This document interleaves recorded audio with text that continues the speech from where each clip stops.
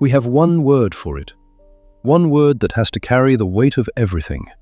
The thing you feel for your mother, for your closest friend, for someone you just met who you can't stop thinking about, for a stranger you'd give your last dollar to. One word.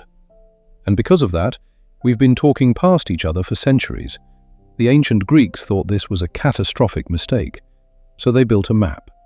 Not one word for love, 6. Each one carving out a different territory of human connection.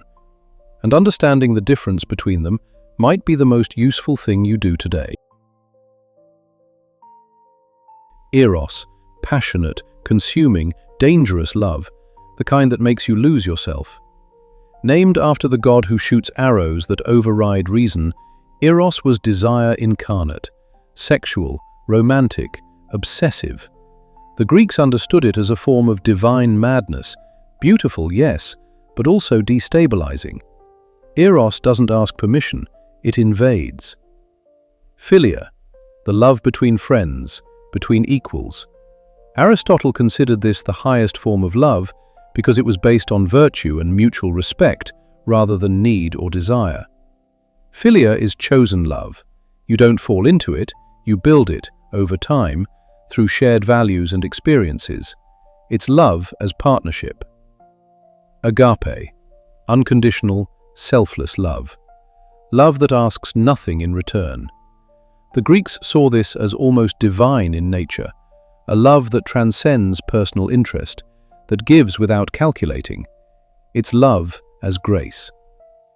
Storge, familial love, the bond between parent and child, the affection born from familiarity and care.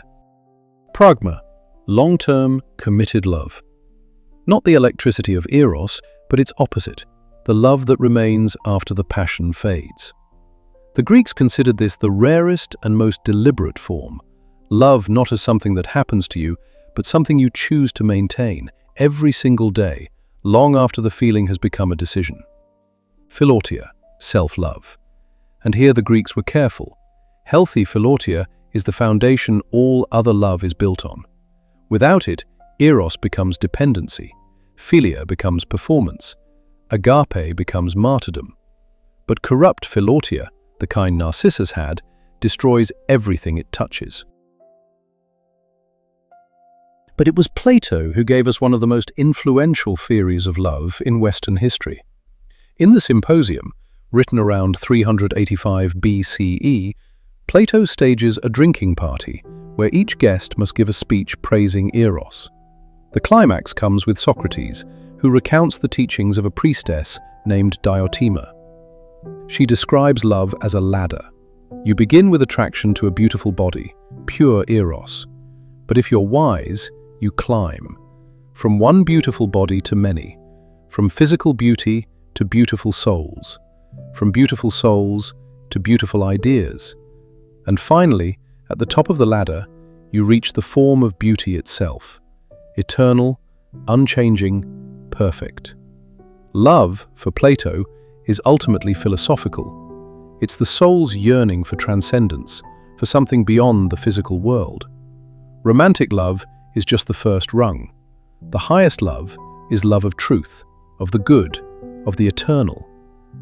This idea that earthly love is a stepping stone to something higher would echo through centuries. We still speak of platonic love, though we've stripped it of its mystical ascent. Here's what makes the Greek map more than a history lesson. When you collapse 6 distinct words into one, something quietly catastrophic happens. You start expecting one relationship, one person, to carry all 6 weights simultaneously.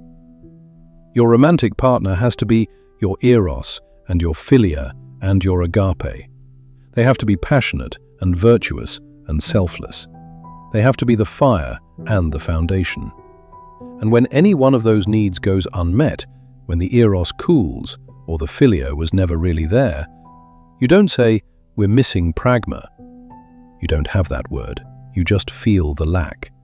And you assume something is broken, that this is the wrong person, or you are the wrong person, or love itself has failed you.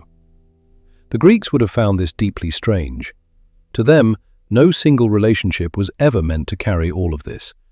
That's what the taxonomy was for, not to catalogue love academically, but to protect people from asking the impossible of each other. Philia lived with your friends, Storge with your family, Agape, perhaps, with something larger than any person. And Eros was magnificent, but it was never meant to last forever. That was never its job. The Greeks gave us a map. But maps only help if you're willing to read them honestly. Eros is real, but it was never meant to be the whole story. Their mythology is full of what happens when it is. Philia is rare because virtue is rare. Agape is nearly impossible because genuine selflessness is nearly impossible. Pragma is built slowly, out of decisions made on days when you don't feel like making them. And Philautia, the foundation of everything, is the one most people spend a lifetime avoiding. The Greeks weren't trying to make love more complicated. They were trying to make it more survivable.